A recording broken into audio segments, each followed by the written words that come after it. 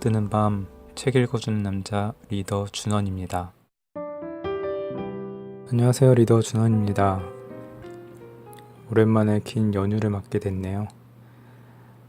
오늘도 저번에 이어서 노인과 바다 8화를 읽어드리도록 하겠습니다. 영상이 마음에 드시면 채널 구독, 좋아요 눌러주시면 감사하겠습니다. 노인과 바다 8화. 밤새도록 승부는 결정나지 않았다. 사람들은 흑인에게 럼주를 먹이고 담배를 물려주었다. 술을 마신 흑인은 사력을 다해 안간힘을 쓰더니 마침내 그때는 노인이 아니라 산티아고 선수의 손을 거의 8cm가량이나 눕혔다. 그러나 그도 죽을 힘을 다해 팔을 다시 세웠다. 그때 노인은 잘생기고 훌륭한 체력을 가진 이 흑인을 이길 수 있겠다는 확신이 생겼다. 새벽이 되어 돈을 건 사람들이 무승부 판결을 요구하고 심판마저 고개를 흔들 무렵 그는 마지막 힘을 내서 흑인의 손을 점점 아래로 꺾어내리더니 마침내 테이블에 닿게 만들었다. 시합은 결국 일요일 아침에 시작해서 월요일 아침에야 끝이 났다. 돈을 건 대부분의 사람들은 부두에 나가서 설탕 부대를 지거나 아바나 석탄 회사에 나가 일을 해야 했기 때문에 무승부 선언을 청했던 것이다. 그렇지만 않았다면 누구든 시합의 끝이 나기를 원했을 것이다. 아무튼 그때 노인은 그 사람들이 일하러 가야 할 시간이 되기 전에 시합을 끝냈다. 그 일이 있은 후 오랫동안 사람들은 그를 챔피언이라 불렀고 봄에는 복수전도 있었다. 그러나 그 시합에는 사람들이 돈을 많이 걸지 않았고 첫 시합에서 시엠프에고스에서 온 흑인을 꺾어놓은 덕분에 노인은 쉽게 이길 수 있었다. 그 후 그는 몇 차례 더 시합을 하고는 다시는 시합하지 않았다. 원하기만 하면 누구든지 이길 수 있었지만 이런 시합이 고기잡이를 해야 하는 오른손에는 해롭다는 생각을 했기 때문이다. 그는 연습 삼아 왼손으로 몇 번 시합해 보았지만 왼손은 언제나 배반자의 위치를 고수했다. 주인이 시키는 대로 하려 들지를 않자 그때부터 노인은 왼손을 믿지 않았다. 따뜻한 햇볕에 손은 이제 나아지겠군. 노인은 생각했다. 밤에 몹시 추워지지만 않는다면 다시 쥐가 나지는 않을 것이다. 오늘 밤엔 또 어떤 일이 생기려나. 마침 마이애미로 가는 비행기 한 대가 머리 위를 지나갔다. 그 그림자에 놀라 한 무리의 날치떼가 뛰어오르는 것이 보였다. 날치가 저렇게 많은 것을 보니 틀림없이 만세기가 있겠어. 그는 말했다. 그러고는 물고기를 조금이라도 끌어올릴 수 있을까 싶어서 다시 한번 줄을 잡아당겨 보았다. 그러나 더 이상 당겨지지 않았고 끊어질 듯 팽팽해진 줄이 부르르 떨면서 물방울을 튀겼다. 배는 계속해서 천천히 앞으로 나아가고 있었고 노인은 비행기가 보이지 않을 때까지 지켜보았다. 비행기를 타고 있으면 기분이 이상할 거야. 노인은 생각했다. 저렇게 높은 곳에서는 바다가 어떻게 보일까? 너무 높이 날지만 않는다면 물고기도 잘 보일 거야. 나도 한 번쯤은 350m 정도의 높이에서 아주 천천히 날면서 물고기들을 내려다보고 싶다. 거북잡이 배에서는 돛대 꼭대기에 가름대에 올라가 보기도 했었지. 그만한 높이에서도 보이는 게 꽤 많았어. 만세기는 더 진한 녹색으로 보였고 물고기들의 줄무늬며 자줏빛 반점 그리고 물고기 떼가 헤엄쳐 나가는 것까지 모조리 볼 수 있었어. 어째서 검은 해류를 빠르게 헤엄치는 물고기들은 모두 잔등이 자줏빛이고 대개는 자줏빛 줄무늬나 반점을 가지고 있는 걸까? 만세기는 사실 황금빛이기 때문에 녹색으로 보인다. 그러나 정말 배가 고파서 먹이를 먹을 때는 마치 청새치처럼 배에 자줏빛 줄무늬가 나타난다. 화가 나서 그런 걸까? 아니면 한층 더 속력을 내기 때문일까? 날이 어둡기 직전이었다. 조그만 섬처럼 큰 모자반류의 해초가 해면 가까이로 떠올라서 흔들리고 있었다. 그 모습이 마치 누런 담요 아래에서 바다가 누군가와 사랑을 나누는 듯한 느낌을 주었다. 막 그 지점을 지날 때였다. 작은 낚싯줄에 만세기 한 마리가 물렸다. 그가 처음 만세기를 알아본 것은 공중으로 뛰어오르면서 마지막 햇빛에 진짜 금빛으로 빛나던 모습이었다. 놈은 공중에서 사납게 몸을 푸득거리고 있었다. 겁에 질린 만세기는 고개 비행을 하듯 이리저리 날뛰었다. 노인은 백고물 쪽으로 조심조심 옮겨가서 몸을 웅크리고는 오른손과 팔로 큰 줄을 잡고 왼손으로는 만세기를 끌어당겼다. 끌어들여진 줄은 왼쪽 발로 밟아가면서 계속 줄을 당겼다. 백곰을 가까이까지 끌려오자 물고기는 거의 절망적으로 뛰어오르면서 날뛰었다. 노인은 백곰을 너머로 몸을 내밀어 자줏빛 반점이 어린 금빛 물고기를 잡아서 그대로 배에 던져 넣었다. 낚싯바늘을 성급히 물어뜯느라 만세기의 턱이 발작적으로 움직였다. 길고 넓적한 몽둥이와 꼬리와 머리로는 뱃바닥을 세차게 쳐댔다. 노인이 번쩍이는 그 금빛 머리를 향해 몽둥이를 내리치자 만세기는 잠시 몸을 떨더니 곧 조용해졌다. 노인은 만세기로부터 낚싯바늘을 빼낸 뒤 그 줄에다가 다시 정어리를 매달아서 물에 던졌다. 왼손을 씻고는 바지에다 닦았다. 그런 다음 무거운 낚싯줄을 반대쪽 왼손으로 옮기고 이번에는 오른손을 바닷물에 씻었다. 그러면서 노인은 해가 바닷속으로 사라져가는 풍경과 굵은 줄이 비스듬히 드리워져 있는 모습을 바라보았다. 저 아래에 있는 물고기는 조금도 달라지지 않았구나.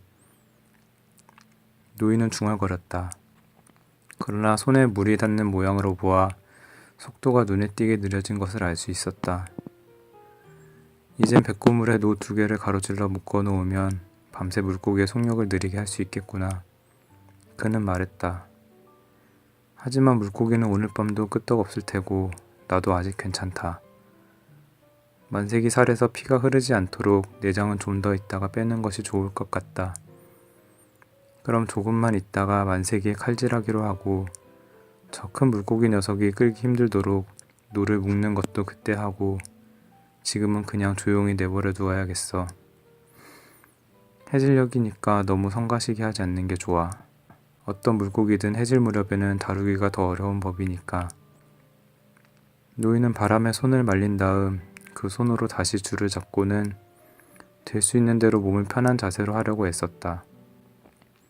그는 배전에 몸을 기대어 이물 쪽으로 젖혀서 그냥 줄을 잡고 앉아있는 것보다는 배가 앞으로 나아가기 힘들도록, 즉 고기가 끌기 힘들도록 자세를 고쳐 앉았다. 이렇게 해서 또 새로운 방법을 하나 배우는구나. 어떻게든지 상황에 따라 써먹을 수 있는 방도가 생기게 마련이지. 노인은 생각했다. 그리고 또 알아두어야 할 것이 하나 있다. 녀석은 미끼를 물었을 때부터 아무것도 먹지 못했고 덩치가 크니까 먹는 양도 많아야 한다는 사실이다. 나는 다랑어 한 마리를 다 먹었다. 내일은 또 만세기를 먹을 것이고. 노인은 만세기를 도라도라고 불렀다. 내장을 빼낼 때 조금 먹어두어야 할 것 같았다. 물론 다랑어보다는 먹기가 힘들겠지만 그렇게 생각하면 어디 쉬운 일이 있겠는가. 물고기가 좀 어떠냐? 그는 소리내어 물었다. 나는 기분이 괜찮은 편이다. 왼손도 많이 나았고 그리고 나에겐 하룻밤 하루 낮 동안 먹을 것도 있다. 어디 너 혼자 계속해서 배를 끌어보려구나 물고기야. 그러나 사실은 전혀 괜찮은 기분이 아니었다. 등에 메고 있는 낚싯줄 때문에 너무 고통스러웠는데 이제는 아픈 정도를 지나서 그는 믿으려 하진 않았지만 무감각 상태에 이른 것이다. 그러나 이보다 더한 경우도 있었는데. 노인은 자신을 다독였다. 오른손에 상처가 좀 났을 뿐 왼손의 쥐도 다 나았는데, 그리고 두 다리도 성할 뿐더러 식량 문제라면 내 편이 훨씬 유리하지 않은가. 9월이면 해가 떨어지기 바쁘게 날이 어두워지곤 했다. 주변은 벌써 어둑해졌다. 노인은 이물 쪽 낡은 뱃전에 기댄 채 될 수 있는 대로 편히 쉬려고 애썼다. 첫 별이 나타났다. 노인은 그 별의 이름이 리겔성이라는 것을 몰랐지만 그 별이 보이기 시작하면 곧 다른 별들도 나타나서 모두 자기의 친구가 되리라고 생각했다. 물론 저 물고기도 내 친구다. 그는 소리내어 말했다. 저런 물고기는 내 평생 듣도 보도 못했단 말이야. 그렇지만 나는 너를 죽이지 않을 수가 없구나. 이럴 땐 인간이 별을 죽일 필요가 없는 게 얼마나 다행이야. 노인은 생각했다. 날마다 사람이 달을 죽여야 한다면 아마 달은 달아나 버리겠지. 또 날마다 해를 죽여야 한다면 그건 얼마나 큰 사건이 될지 모르는 것이고, 그러니 인간이 그러지 않아도 된다는 것은 얼마나 행운인가. 그러자 노인은 며칠 동안 아무것도 먹지 못한 큰 물고기가 불쌍해졌다. 하지만 불쌍하다는 생각이 들면서도 고기를 죽이겠다는 결심은 조금도 누그러지지 않았다. 저 고기를 잡으면 도대체 몇 사람이나 먹을 수 있을까? 노인은 생각했다. 그런데 사람들이 과연 저 고기를 먹을 자격이 있을까? 아니지. 물론 자격이 없다. 물고기의 저 침착한 태도라든지 저 당당한 위험을 생각해보면 틀림없이 보통 물고기는 아닐 것이다. 따라서 아무도 먹을 자격이 없다. 그러나 나는 이런 어려운 것은 잘 모른다. 그렇더라도 우리가 해나 달이나 별을 죽일 필요가 없다는 것은 얼마나 다행한 일인가. 그저 바다에 살면서 우리의 참다운 형제를 죽이는 것만으로도 충분하다. 노인은 복잡한 생각을 일단 거기에서 멈추고 현실적인 문제로 되돌아왔다.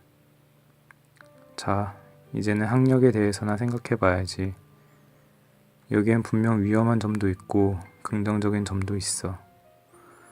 물고기가 계속 달아나려고 애를 쓰는데 노가 제동을 거는 역할을 해서 배가 무거워진다면 녀석은 끝까지 발악을 해서 줄을 한없이 끌고 가게 될 거야. 그러면 줄이 너무 풀어져서 잘못하다가는 물고기를 놓칠지도 모른다. 반대로 배가 가벼우면 서로의 고통은 연장되겠지만 물고기에게는 아직 다 쓰지 않은 대단한 속력이 남아있을 테니 나로서는 가벼운 편이 오히려 안전할 것이다. 하여간 어떤 일이 있든지 간에 나는 힘을 축적해두지 않으면 안 된다. 만세기가 상하지 않도록 빨리 내장을 빼내고 살점을 좀 먹어야겠다. 그리고 1시간을 더 쉰 다음 녀석이 여전히 끄떡없는지 알아보고 나서 결정을 내려야 할 것이다. 그러는 동안에 고기가 어떤 짓을 하는지 또 무슨 변화라도 일어나는지 알 수 있을 것이다. 노를 묶어둔 것은 단순한 요령이라고 볼 수도 있겠지만 이제는 안전한 방향으로 나갈 때가 된 것 같았다. 아직도 녀석의 힘은 대단하다. 얼핏 보기에는 낚싯바늘이 주둥이 구석에 꽂혀 있고 주둥이는 꽉 다물려 있다. 저런 큰 물고기에게 낚싯바늘이 주는 고통은 문제가 아니겠지. 단지 굶주림이라는 고통과 알지도 못하는 대상과 싸우고 있다는 사실이 무엇보다 중요하다. 늙은이, 이제 자네는 좀 쉬지. 다음 할 일이 생길 때까지 녀석이 마음대로 애를 쓰게 놔두라고. 그는 2시간쯤 쉬었다. 오늘은 늦도록 달이 뜨지 않아서 시간을 짐작할 수가 없었다. 그래도 비교적 많이 쉰 편이지만 정말 쉬었다고 볼 수는 없었다. 노인은 아직도 고기가 끄는 힘을 양 어깨로 버티고 있었다. 그러나 그는 이제 왼손으로 이물의 배전을 잡고서 요령을 부렸다. 고기를 끌어당기는 데 드는 힘을 자신이 쓰지 않고 배 자체에다 지우려고 애썼다. 만약 이 줄을 고정시킬 수만 있다면 일은 얼마나 간단하겠는가. 그러나 그렇게 하면 고기가 조금만 요동을 쳐도 줄이 끊어져 버릴 것이다. 내 몸으로 버텨서라도 줄이 끌려가는 것을 어느 정도 막아내고 언제든지 양손으로 줄을 풀어놓을 준비를 하고 있어야만 한다. 하지만 자네는 아직 한 번도 잠을 자지 못했어, 늙은이. 그는 소리내어 말했다. 반나절과 하룻밤을, 그리고 또 하루를 못 잤어. 그러니까 고기가 저렇게 점잖게 잠잠하게 있는 동안 조금이라도 잠잘 방도를 강구해야만 해. 잠을 자지 않으면 머리가 흐려질 테니 말이야. 하지만 내 머리는 아직 아주 맑은데 뭘. 노인은 생각했다. 너무나 맑고 명료해서 먼 곳에 있는 친구인 별들처럼 초롱초롱하다. 그래도 잠을 자야 한다. 별도, 달도, 해까지도 잠을 자지 않는가. 심지어 바다마저도 조류가 없는 조용한 날이면 이따금 잠을 자는 걸 보았는데, 그러니 잠자는 것을 잊어서는 안 된다. 노인은 생각했다. 억지로라도 자도록 해야 해. 그리고 이 낚싯줄에 대해서는 좀 더 쉬우면서도 확실한 방도를 생각해내야 하는데 말야. 이젠 만세기를 요리할 시간이다. 잠을 자려면 노를 비끄러매어 다처럼 만들어두는 것이 좋을 것 같지만 그것은 위험천만한 일이지. 나는 안 자고도 견딜 수 있는데. 그는 스스로에게 혼잣말을 했다. 그러나 그것은 너무나 위험한 일이기도 했다. 그는 물고기에게 조그마한 충격이라도 줄까봐 조심하며 양손과 무릎으로 기어서 배꼽물 쪽으로 돌아가기 시작했다. 그는 지금 자기가 반쯤은 자고 있는지도 모른다고 생각했다. 그러나 물고기를 쉬게 하고 싶지는 않았다. 놈이 죽을 때까지 끌어야 하고 말고. 배꼽물로 돌아온 노인은 몸을 돌려서 왼손으로 어깨에 맨줄을 잡았다. 오른손으로는 칼집에서 칼을 뽑았다. 별빛이 밝아지자 만세기가 똑똑히 보였다. 그는 칼날로 만세기 대가리를 찔러서 배꼽을 밑창에서 꺼냈다. 한쪽 발로 몸통을 밟고 꽁무니에서 주둥이 아래까지 재빨리 배를 갈랐다. 칼을 내려놓고 오른손으로 내장을 빼내고 난 뒤 아가미도 죄다 뜯어냈다. 밥통이 보이기에 손으로 만져보니 묵직하고 미끈했다. 그것을 가르자 밥통 속에서 날치가 2마리나 나왔다. 날치는 아주 싱싱하고 단단했다. 노인은 그것을 나란히 내려놓고 내장과 아가미를 꺼내어 뱃전 너머로 던져버렸다. 그것은 물 위에 인광의 꼬리를 남기며 가라앉았다. 만세기의 몸통은 차디찼다. 그리고 이젠 별빛을 받아 나환자처럼 희뿌연 색깔로 보였다. 노인은 오른발로 물고기의 대가리를 누르고 한쪽 껍질을 벗겼다. 그리고 다시 뒤집어서 다른 쪽의 껍질을 마저 벗긴 뒤에 대가리에서 꽁지까지 살을 발랐다. 그는 뼈를 물에 던지며 물속에 소용돌이가 있는지 살폈다. 그러나 그것은 희미한 빛을 남기며 천천히 가라앉을 뿐이었다. 그는 몸을 돌렸다. 만세기의 저면엔 살점 가운데다 날치 2마리를 놓고는 칼을 칼집에 꽂았다. 그러고는 천천히 이물 쪽으로 되돌아왔다. 노인의 등은 낚싯줄의 무게 때문에 한껏 굽어 있었고 오른손에 물고기가 들려 있었다. 노인과 바다 8화를 읽어드렸습니다.